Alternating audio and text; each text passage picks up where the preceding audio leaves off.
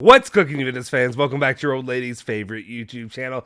In the latest trend, the latest sweepstakes when it comes to what Juventus linked player is the hot topic of the week. This week, it's Di Maria. More and more information continues to grow, and the hype around him continues to develop for Juventus pursuing the player. We had Milinkovic-Savic, now it's him. We'll see how this one continues to go. We'll cover that as well as a few other players Juventus are interested in, and then the situation ongoing when it comes to Morata. Stick with us, we'll fill you in.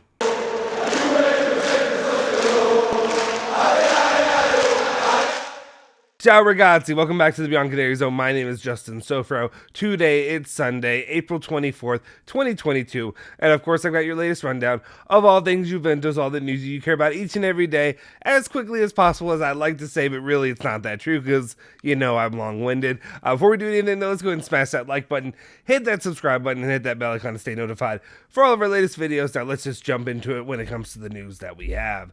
First up, of course, is the topic I just talked about. It is Di Maria, and it's about the growing interest and the growing concrete option that he's becoming for Juventus moving forward.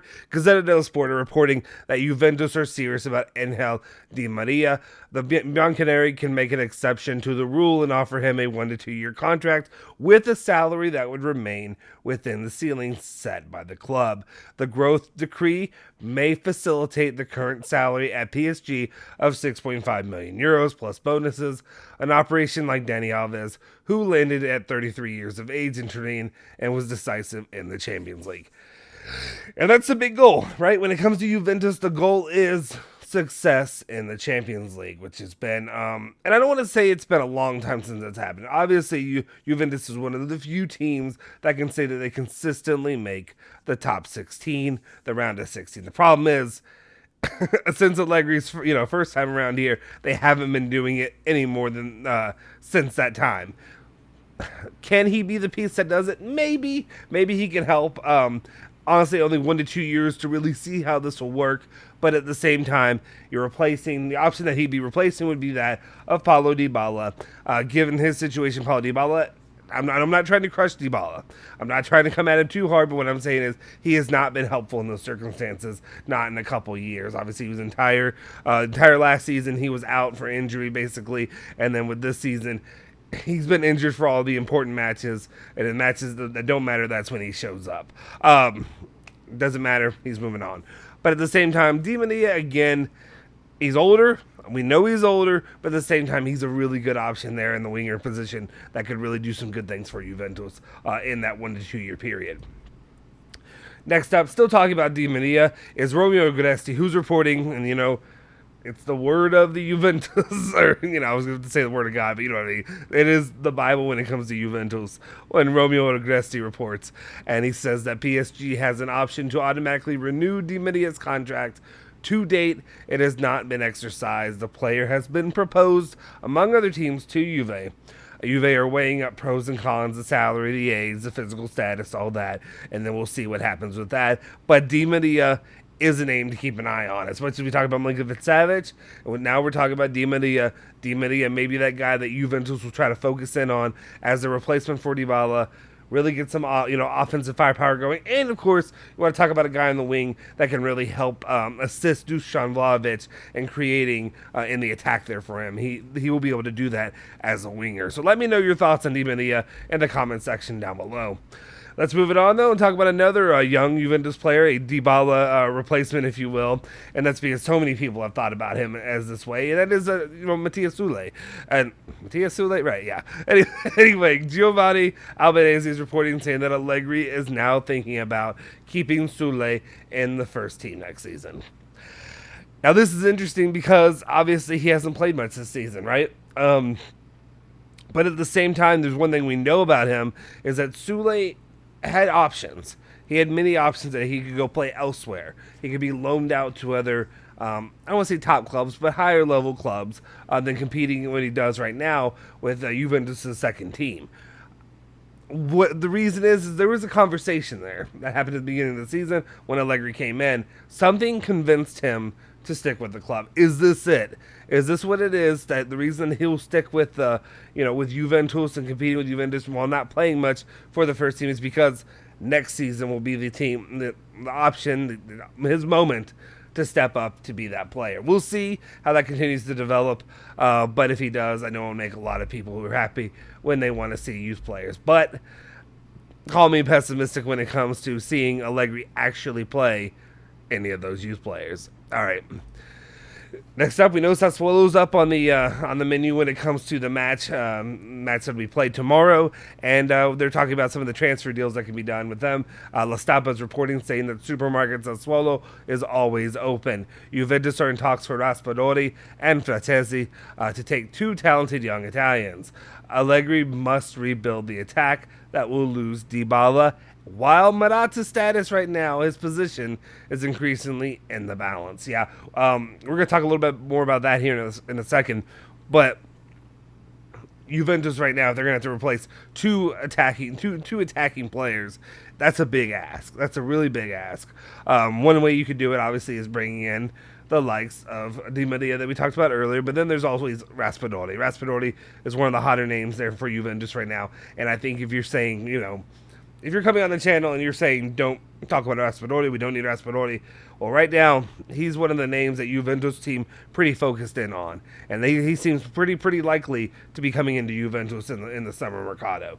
So, do with that what you will, but that seems to be another. But when you talk about the other option, Fratesi, me personally, I don't know. I think, honestly, looking at Fratesi, I like him, but he doesn't overly impress me. So, to me, I feel like I'd rather use a Medetti. I'd rather use another midfielder that Juventus already have, somebody in the youth sector for Juventus, rather than going and buying Fratesi from Sassuolo. That's my personal opinion. Let me know your thoughts in the comment section. All right, next up, we got to talk about another young talent that Juventus could look at in the midfield. Alfredo Padula is reporting that Juve are interested in Morten, and I'm probably going to butcher this, Hjulmand, I'm going to say that, a Danish midfielder from Lecce. He's valued around 20 million euros. Besides the Bianconeri, who appreciate him, and not little, there's also Inter. So it's another name for you to keep an eye on when it comes to the midfield as they continue to develop that for the new class. Next up, in news that may not make a lot of people happy. And that's Tudo Sports talking about Alex Sandro, his position moving forward. And it's not about him staying, but it's about his replacement, the name that we know is being linked with Juventus and now continues to seem to gather some steam. Tudo Sports reported that Alex Sandro is on the verge of saying goodbye to Juventus in the summer, and the Bianconeri are considering Emerson Palmieri. The Italian-Brazilian is in pole. Negotiation can be facilitated by the situation of Chelsea. Don't shoot the messenger. I just report the news. That's what I'm doing. I know how people feel about Emerson Palmieri. But this is a situation where I think we need to ask ourselves, as much as I'm an Italian shell and, like, this whole situation, is it worth it to go get Emerson Palmieri? Is getting Alex Sandro off the books and moved worth it when you're getting Emerson Palmieri, instead of going and get somebody else who may be more highly talented, somebody a better option, a younger option, whatever have you? You get Emerson Palmieri, who is pushing 30 soon, who is not overly talented, who's been playing at Lyon this year. I just think, I don't know. I question this decision unless Juventus really see something special in him. Besides that, he's played in some sparing Azzurri minutes. That doesn't even do anything for me, to be honest. I'd rather go after, like I said, we talked about Lodi, talk about different options like that out there. I also understand you can't throw the book at it. You can't back the Brinks truck up on all these players for every position of need.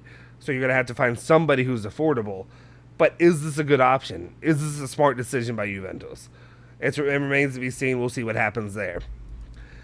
All right, and as I said, we need to talk about Morata. Marca is out here reporting, again, kind of what we know here lately, is that Atletico Madrid would not be willing to discount Juventus on the already set price of 30 million euros for the redemption of Alvaro Morata.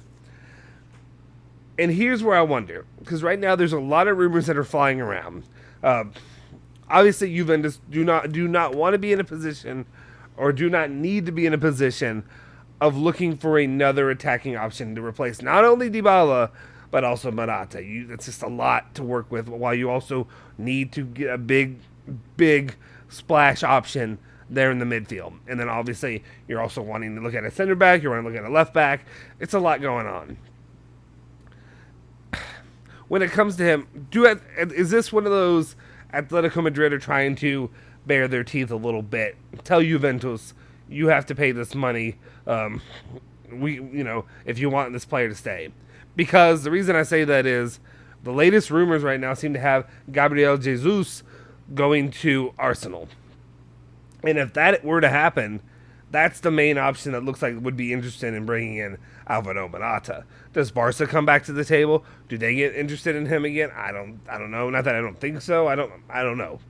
We'll see what happens. But as it stands right now, if Gabriel Jesus ends up going there to Arsenal, I don't really see them pursuing Morata. I don't know their. This is not an Arsenal channel. There's plenty of those, but I don't know their situation. If that really changes things, then maybe if Juve stretches this thing out, maybe somehow they're able to get another.